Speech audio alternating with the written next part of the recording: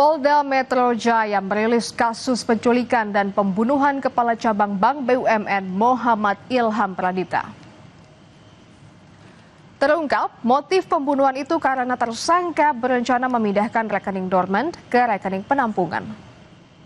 Daripada para pelaku melakukan perbuatannya, yaitu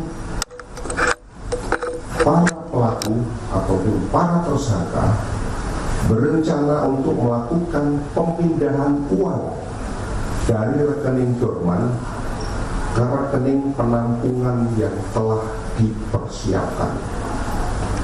Atas nama C alias K bertemu dengan saudara pelaku DH, di mana pada saat itu C alias K memiliki data rekening dorman di beberapa bank.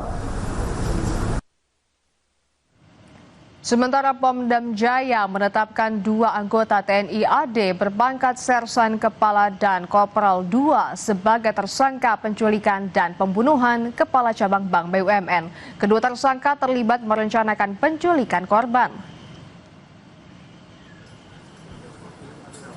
Pada tanggal 18 Agustus 2025, Serka N menelpon kepada Kopda F, ini juga merupakan oknum Angkatan Darat, untuk meminta Kopda F membantu melaksanakan kegiatan penjemputan terhadap seseorang yang diminta oleh saudara DH tadi. Kopda F bersedia menerima tawaran tersebut